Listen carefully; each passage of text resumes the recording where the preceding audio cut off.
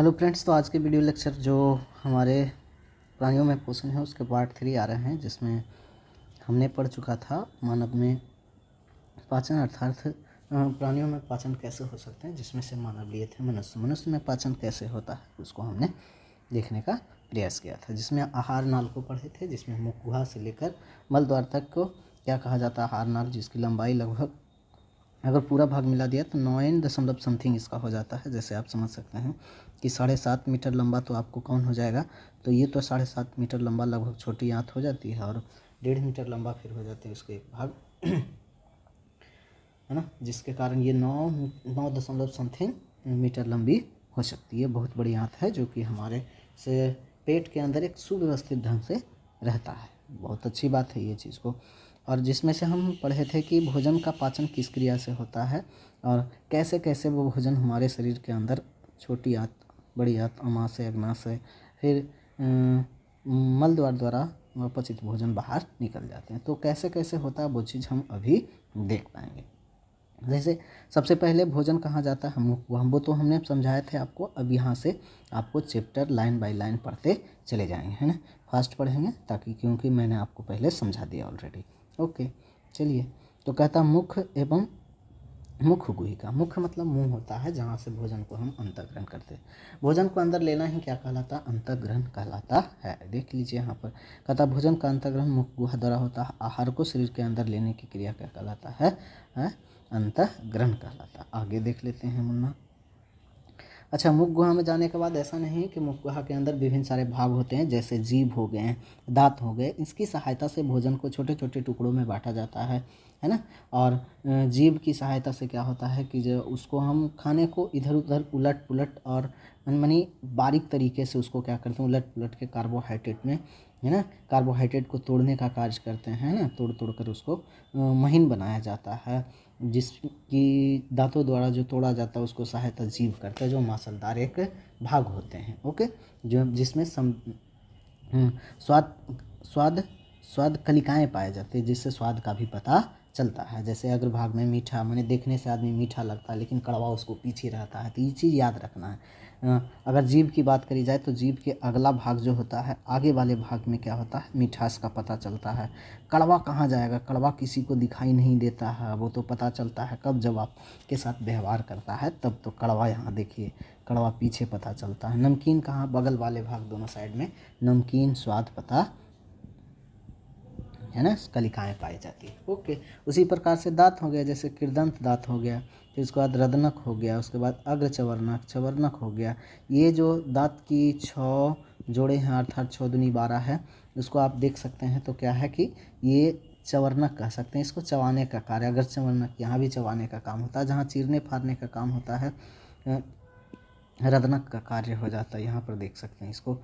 और दांत के इसी प्रकार से भोजन को छोटे छोटे टुकड़ों में काटने का कार्य करता है। दांत पर एक हम विशेष रूप से स्पेशल दांत पर एक चैप्टर लाएंगे, ठीक है, एक वीडियो लाएंगे आपके साथ। ओके, आगे देख लेते हैं हम। तो मुंह में पहुंच गया भोजन, आगे देखते हैं हम।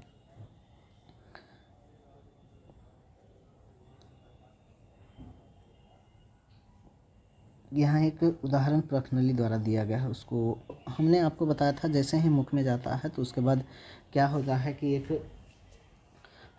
लाला ग्रंथि पाया हाँ, जहाँ से लाल रस निकलते हैं। बताया था ना आपको, मुख में एक लाला ग्रंथि पाया जाता है जहाँ से लाला रस निकलता है। जैसे चावल के मंड हो गया, यानी कार्बोहाइड्रेट हो गया। कार्बोहाइड्रेट पर वो क्या करता है, कार्बोहाइड्रेट को शर्करा में बदलने का कार्य करता है, जिसके कारण भोजन मीठे होने लगते हैं। जैसे भोजन को हम जीभ के द्वारा इधर उधर मतलब चबाते हैं तो भोजन मुलायम और गर्म हो जाता है, मुलायम, जिससे वो धीरे धीरे हमारी ग्रसिकाएँ में प्रवेश कर जाती है। जैसे देखिए, जीभ का एक मांसल भाग पेशियाँ होते हैं जो पीछे की ओर मुख गुहिका को उधरतल से जुड़ी होती है। इसका अग्रभाग स्वतंत्र रूप से होता है क्योंकि भोजन को उलटने पलटने का कार्य करता है। आगे देखें, किसी भी दिशा में मुख में मुड़ सकता है। क्या आपको जीभ के कार्य ज्ञात है? हमने बोला कि जीभ का उपयोग इसके अतिरिक्त यह भोजन को लार मिलाने में कार्य करता है, भोजन को इधर उधर, है ना, चारों तरफ से मिलाने का कार्य करता है, निगलने में भी सहायता प्रदान करती है। जीभ द्वारा हमने स्वाद का पता लगाया जा सकता। मैंने बताया भी आपको, जीभ के अग्रभाग मीठे और सबसे पीछे वाले भाग कड़वा और बगल वाले भाग नमकीन को दर्शाता है। बीच में किसी प्रकार का स्वाद नहीं पाया जाता। ये चीज़ याद रखना। ये हम आपको बता रहे हैं, ये चीज़ जो शॉर्ट में बताया मैंने, ये बीपीएससी में भी सवाल पूछे गए हैं। ओके, इसको ध्यान रखना। जीभ पर स्वाद कलिकाएँ होती हैं जिनकी सहायता से हमें विभिन्न प्रकार के स्वाद का पता चलता है। क्रियाकलाप स्वाद कलिकाएँ स्थित होती है। आगे देख लेते हैं, चलिए आगे आगे आगे बढ़ते हैं। का कार्य हो गया है ना, मुख में भोजन गया। उसके बाद ग्रसिका का नंबर आता है। मुख से जैसे ही आगे बढ़ती है तो ग्रसिका में भोजन आता है। ग्रसिका मतलब नली होता है, भोजन नली। हाँ, निगला हुआ ग्रास नली अथवा ग्रासिका में जाता है निगला हुआ भोजन। ग्रासिका गले एवं बच से होती हुई, आगे देखते हैं ना, बच से होती हुई जाती है। ग्रसिका की भित्ति संकुचन से भोजन को नीचे की ओर से। ग्रसिका में एक कार्य होता है जिसको हम पीछे एकदम बहुत डिटेल में पढ़ाए थे। ग्रसिका संकुचन क्रिया होता है जिससे भोजन क्या होता है, कभी सिकुड़ता है नली, कभी फूलता है, जिसके कारण भोजन धीरे धीरे करके वो कहाँ पहुँच जाता है, महाशय में पहुँच जाता है। वास्तव में संपूर्ण आहार नाल संकुचित होती रहती है तथा यह गति भोजन को नीचे की ओर झकेलती या केलती रहती है। कभी कभी हमारा आमाशय खाए हुए भोजन को स्वीकार नहीं करता, फलस्वरूप वमन हो जाता है। बात समझ रहे हैं ना, नहीं करता। आमाशय कभी कभी क्या होता है कि ये हमारे भोजन को, मैंने अधिक भोजन खा जाने के कारण वहाँ स्वीकार नहीं कर पाता, जिसके कारण हम वोमिटिंग कर देते हैं, है ना, ध्यान रखना। इसके बाहर निकाल दिया जाता है। ऐसी घटना याद कीजिए जब आपने भोजन, यहाँ आगे देख लें, अध्यापक पर चर्चा कीजिए। यहाँ देख लीजिए चित्र है, यहाँ ये ग्रासिका हो गया। ग्रासिका जहाँ से भोजन देखिए धीरे धीरे संकुचन के माध्यम से अमाशय में प्रवेश करता है। मैंने अमाशय को बताया था कि अमाशय में एक विशेष प्रकार की जठर ग्रंथियाँ पाई जाती है जिससे जठर रस निकलता है। जठर रस के रूप में कौन कौन निकलता है, तो पेप्टोन्स निकलता है ना, सॉरी, पेप्सिन एंजाइम निकलता है, फिर HCl निकलता है, फिर श्लेष्मा रहता है, श्लेष्मा बाहर होता है। श्लेष्मा का कार्य क्या है, जो ये अमाशय की जो दीवार होती है वो उसको चिकना बनाने का कार्य करता है। क्यों? क्योंकि वो HCl से उसको रक्षा मिल सके, क्योंकि HCl अधिक मात्रा में अगर निकल जाएगा तो वो वहाँ पर जलन और दर्द जैसे महसूस होता है, जिससे रक्षा प्रदान करता है। श्लेष्मा का कार्य हो गया। उसके बाद HCl क्या कहता है, HCl जो है, जो वहाँ पर पेप्सिन एंजाइम्स पाए जाते हैं उसको क्रियाशील करने का कार्य भी कौन करता है, और पेप्टोन्स में बदल जाता है, वो कौन करता है, तो HCl। तो HCl स्रावित भी होता है, यहाँ पर ध्यान रखना है। ग्रसिका में भोजन की गति आगे देख लेंगे। अब वहाँ से भोजन कहाँ पहुँचती है, अमाशय में। भी मैंने बताया अमाशय मोटी भित्ति वाली एक थैलीनुमा संरचना होता है जिसकी आकार यू आकार की होती है। आप यहाँ पर याद रखिएगा, सॉरी, जे आकार की होती है। तथा अमाशय मोटी भित्ति वाली एक थैलीनुमा संरचना होती है, चपटा एवं जे आकृति की होती है तथा आहार नाल का सबसे चौड़ा भाग होता है। आहार नाल की सबसे चौड़ी भाग कौन होती है, तो अमाशय होता है। यहाँ पर क्या होता है, यह एक ओर ग्रसिका नली से खाद्य को प्राप्त करता है तथा दूसरी ओर क्षुद्रांत यानी छोटी आंत में खुलता है। ओके, देखते हैं, आगे बता दिया था इसका कार्य हमने बाबू, आगे देखते हैं।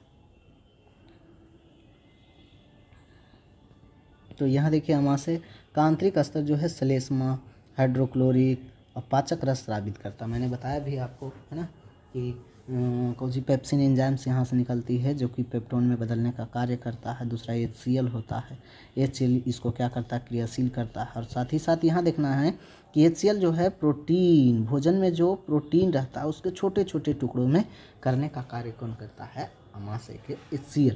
यानी प्रोटीन का पाचन कहाँ होता है, सबसे पहले तो मारेंगे कहाँ पर, अमाशय में। आज सवाल पूछा जाता है प्रोटीन का पाचन कहाँ होता है, तो अमाशय।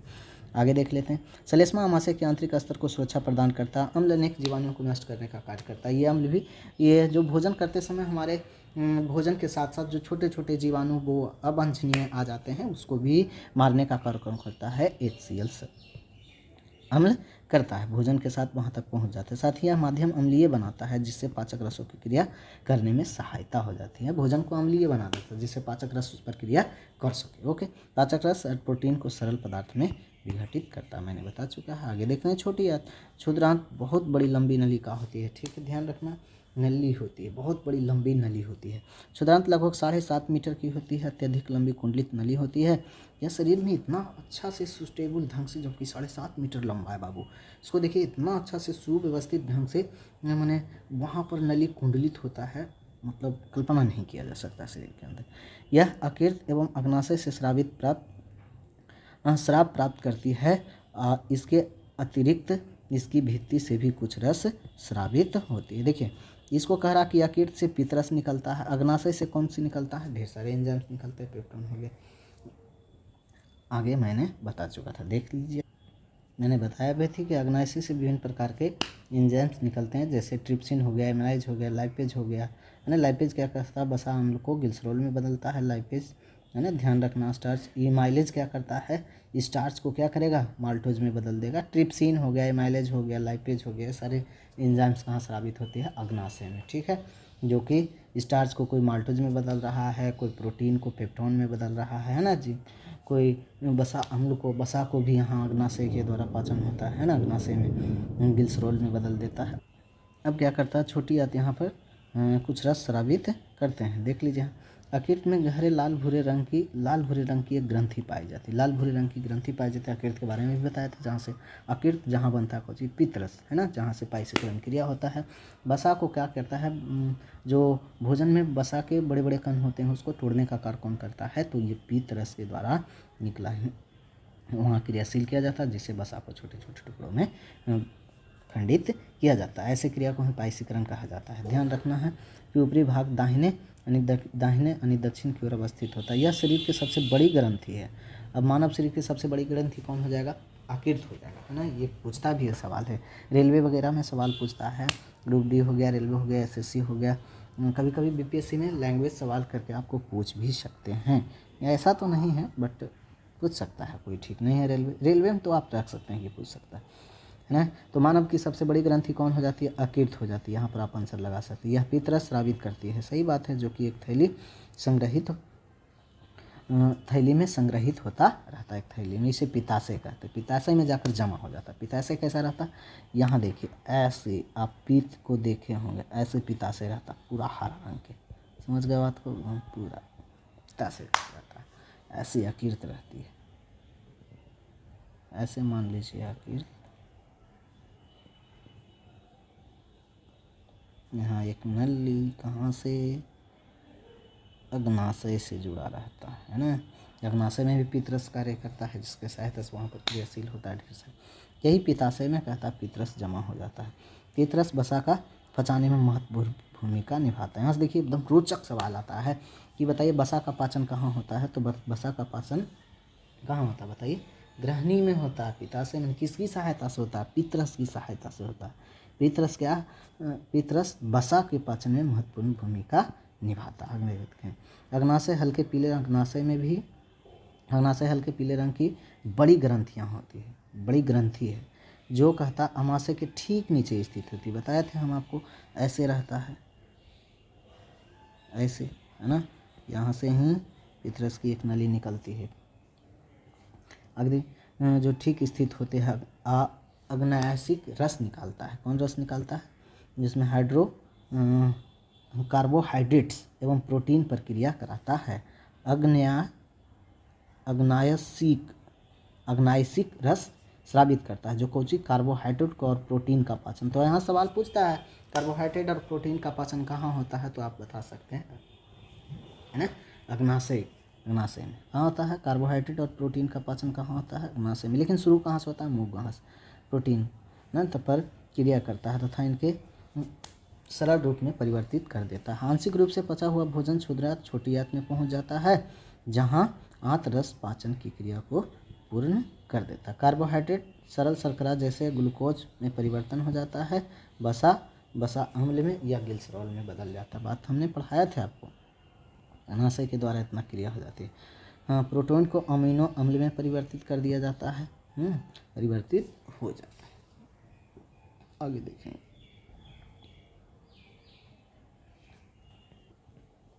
इसके बाद भोजन कहाँ पहुँचता है, छोटी आंत अर्थात क्षुद्रांत में अवशोषण। छोटी आंत में भोजन का अवशोषण। पचा हुआ भोजन कहता अवशोषण होकर क्षुद्रांत की भित्ति स्थित रुधिर बहिकाओं। हमने आपको बताया था कि छोटी आंत में अंगुली जैसी एक संरचनाएं पाई जाती है, जो अनेक विभिन्न सारे बहिकाओं से, रुधिर बहिकाओं से जुड़ा हुआ रहता है, जहाँ पर भोजन के पाचन हुआ। बाकी जो भी कार्बोहाइड्रेट हो गए, प्रोटीन हो गए, अमीनो एसिड हो गए, ग्लिसरॉल हो गए, प्रोटीन, ऊर्जा, ये सबको क्या करता है, अवशोषित करने का कार्य कौन करता है, रुधिर वाहिकाएं में इस परम का अवशोषण कहा जाता है। यानी अब भोजन में अब जो भी ऊर्जा है उसको अवशोषण करेगा ना जी, प्रोटीन, विटामिन, वसा, कार्बोहाइड्रेट, खनिज, ये सारे को अवशोषित कर लेगा, तब ना कोशिकाओं में जाएगा, तब ना ऊर्जा की तरह काम करेगा, वो शरीर काम करता है ना। क्षुद्रांत की आंतरिक भित्ति पर उंगली नुमा उभार पाई जाती है, संरचना होती है जो क्या है, उसको दीर्घरोम या रसाकूर भी कहा जाता है। क्या आप अनुमान लगा सकते हैं कि दीर्घरोम आंत्र में क्या भूमिका निभाती है? दीर्घरोम पचे हुए भोजन को अवशोषण करते हेतु तल क्षेत्र को बढ़ा, मैंने पीछे बढ़ाया था कि दीर्घरोम क्या करता है कि छोटी आंत के क्षेत्र को बढ़ाता है, जिससे भोजन को पाचन में सुविधा मिलता है। प्रत्येक दीर्घरोम सूक्ष्म रुधिर वाहिकाओं का जाल फैला हुआ रहता है। दीर्घरोम की सतह से पचे हुए भोजन अवशोषण हो जाता है तथा यह रुधिर वाहिकाओं में चला जाता है, कोशिकाओं के विभिन्न अंगों में चला जाता है। अवशोषण पदार्थ स्थानांतरित रुधिर वाहिकाओं द्वारा शरीर के विभिन्न भागों तक होती है, जहाँ उनका उपयोग जटिल पदार्थों को बनाने की क्रिया किया जाता है, उनका उपयोग जटिल पदार्थों को बनाने में किया जाता है, जैसे प्रोटीन को बनाना, विटामिन को बनाना, है ना, ध्यान रखना इसको, है ना, रक्त को बनाना, है ना, हीमोग्लोबिन को तैयार करना, बहुत सारे क्रियाएं संपन्न होती है, जटिल क्रिया। इस प्रक्रम में ऑक्सीजन हो गया, सारे चीज़ को देख लेंगे। इस प्रक्रम को स्वांगीकरण कहते हैं, इस प्रक्रम को ही स्वांगीकरण कहा जाता है। स्वांगीकरण मतलब पचे हुए भोजन को अवशोषण करना, है ना, उसके द्वारा जटिल पदार्थों को बनाने की क्रिया होती है, और इस प्रक्रम को ही स्वांगीकरण कहा जाता है। कोशिकाओं को उपस्थित ग्लूकोज को विघटन ऑक्सीजन की सहायता से कार्बन डाइऑक्साइड में कर दिया जाता है, बात सही है, एवं जल में हो जाता है। देखिए, जटिल पदार्थ बनाने का निर्माण कर रहा है। ऊर्जा मुक्त होती है। भोजन का वह भाग जिसका पाचन नहीं होता अथवा अवशोषण नहीं होता है, बृहत आंत अर्थात बड़ी आंत द्वारा बाहर निकल जाता है। आगे देख लेते हैं। कहता है गुदा द्वार द्वारा मल बाहर निकल जाता है, इसे हम क्या कहते हैं? निष्कासन कहते। अब यहाँ पर आता है कि घास खाने वाले जंतुओं में पाचन कैसे होता है, इसको भी देख लेंगे हम सब मुन्ना। जब इतना देख लिए तो सब देख लेते हैं। जैसे घास खाने वाले जंतुओं को कौन कौन ले सकते हैं? भेड़ हो गया, भेड़ मांस भी खाता है, हिरन हो गया, बकरी हो गया, है ना, गाय हो गया, भैंस हो गया, बैल हो गया, खरगोश हो गया, ये सारे चीज़ को आप देख लीजिए कैसे उसमें पाचन हो जाता है, अर्थात घास खाने वाले जंतुओं में पाचन। क्या आप गाय भैंस घास खाने वाले शाकाहारी जंतुओं को देखा? वे उस समय लगातार जुगाली करते रहता, जुगाली करना, है ना, करते रहता है। जब वे खा ना रहे हो, वास्तव में वह पहले घास को जल्दी निगल जाता है, एकदम सही बात है, जल्दी निगल जाता है और अमाशय में जमा कर लेता है, भंडारित कर लेता है। यह भाग रूमेन कहलाता है, यह प्रथम अमाशय कहलाता है। रूमिनेन में अमाशय के 4 भागों में बांट दिया जाता है। रूमेन में भोजन का आंशिक पाचन होता है, जिसे हम जुगाल कहते हैं। रूमेन में जैसे ही भोजन पहुंचता है तो वहाँ पर आंशिक माने छोटे छोटे टुकड़ों में बंटता है, सिर्फ आगे देखें। परंतु बाद में जंतु इसको छोटे पिंडकों के रूप में पुनः मुख में लाता है ना, तथा जिसे वह चबाता रहता है। इस प्रक्रम को रोमंथन कहते हैं। बाद में क्या करता है? भोजन को पुनः अपने मुख में लाता है और उसके द्वारा वो छोटे छोटे टुकड़ों में चबाता रहता है, जिसको हम रोमंथन करते। फिर वो अपने रोमंथन द्वारा ले जाता है खाद्य धमनी में ले जाता है खाद को अपने कूट पाद की सहायता से। वो फिर धीरे धीरे अब पाचक रस छोड़ते हैं, अब चूसते हैं, अवशोषित करके उसके बाद इसको धीरे धीरे करके वो किसी रास्ते से वो धीरे धीरे बाहर अपक्षेपित अपशिष्ट को बाहर निकाल देता है। देख लिए हम सब।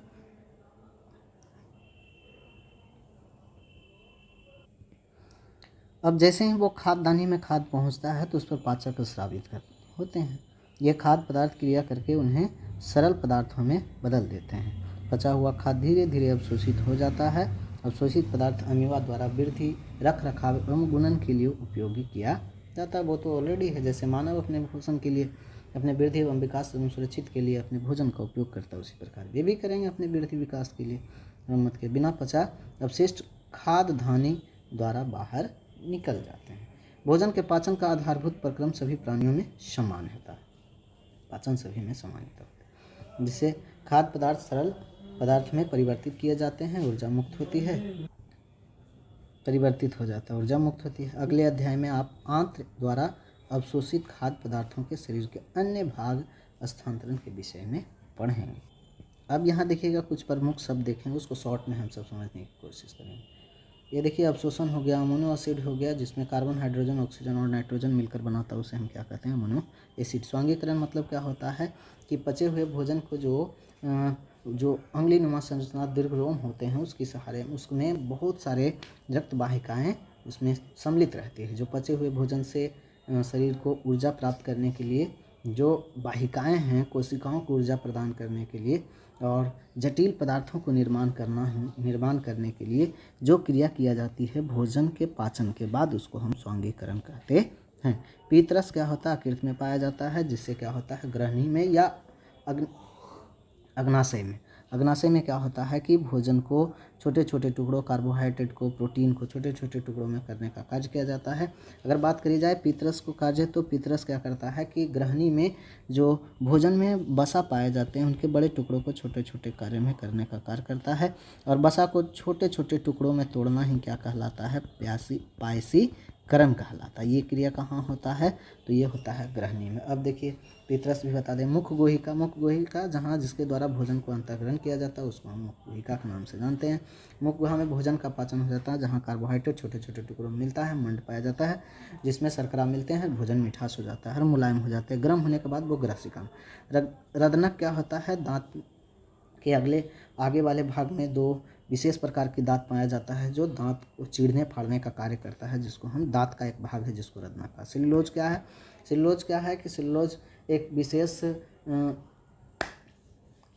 कार्बनिक यौगिक है। सेल्यूलोज एक विशेष कार्बनिक यौगिक होता है जो पेड़ पौधों में पाया जाता है, जिसको पाचन क्या करता है कि मनुष्यों में पाचन संभव नहीं है, केवल जानवरों में पाचन संभव है, क्योंकि एक प्रकार के विशेष प्रकार के उसमें एक नाल पाई जाती है जिसको अंधनाल कहते हैं, या रुमिनेंट के माध्यम से सिर्फ जीभ ही सेल्यूलोज का पाचन किया जा सकता है। पाचन तंत्र क्या है, कहता है कि मुख गुहा से लेकर मानव में लिया जाए या पाचन तंत्र ऐसे माने जीवों में यानी प्राणियों में भोजन अंतर्ग्रहण करने के बाद उसको अवशोषण एवं पाचन हो गया, अवशोषण हो गया, अंतःग्रहण, पाचन, अवशोषण एवं बहिष्करण हो गया या स्वांगीकरण हो गया, सभी प्रक्रिया को मिलाकर, या अगर मानव जाए तो मानव शरीर में उपस्थित आहार नाल के जितने भी ग्रंथियां एवं अंग है या तंत्र है सभी को मिला दिया जाए तो उसको हम पाचन तंत्र के नाम से जानते हैं, ध्यान रखना।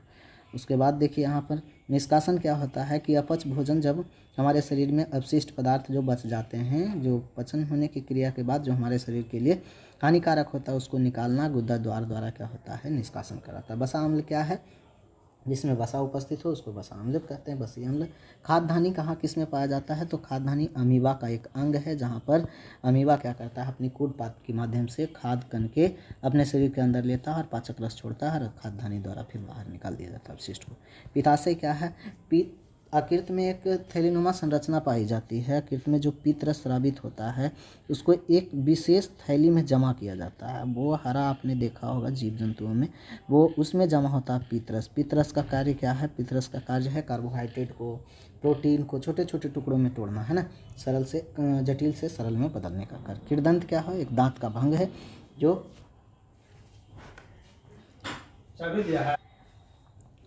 किरदंत भी है, दांत का छोटे छोटे अवजात को छोटे छोटे खाद को क्या करता है, छोटे छोटे टुकड़ों में बांटने का। अंतःग्रहण क्या है, तो भोजन को शरीर के अंदर लेना, भोजन को मुख के अंदर लेना ही अंतःग्रहण क्रिया कहलाता है। कीर्त क्या है, मानव शरीर की सबसे बड़ी ग्रंथि है ना, मानव शरीर की सबसे बड़ी ग्रंथि है जहाँ से पित्तरस स्रावित। चवर्णक क्या है, एक प्रकार के दांत हैं जो खाद को चबाने का काम या मसलने का कार्य करता है। ग्रसिका क्या है, ग्रसिका यह है आहार नाल की दूसरी मुख गुहा के बाद, है ना, जो नली होती है जहाँ से संकुचन क्रिया होता है, जिसके द्वारा भोजन धीरे धीरे करके अमाशय में पहुँच जाता है। ओके, आगे बढ़ जाते हैं। अग्नाशय क्या है, अग्नाशय ग्रहणी के जस्ट बगल में अमीबा के नीचे और छोटी आंत के ऊपर एक भाग होता है जहाँ पर विशेष प्रकार के एंजाइम्स निकलते हैं, है ना, विशेष प्रकार के एंजाइम्स निकलते हैं जहाँ से कार्बोहाइड्रेट हो गया, प्रोटीन हो गया, ये सारे चीज़ को क्या करता है, पाचन करने का कार्य करता है। अग्र चवर्णक ये भी एक प्रकार के दांत है जहाँ पर भोजन को चबाने का कार्य किया जाता है। पदाभ क्या हो गया, पादाभ ये अमीबा का एक अंग है।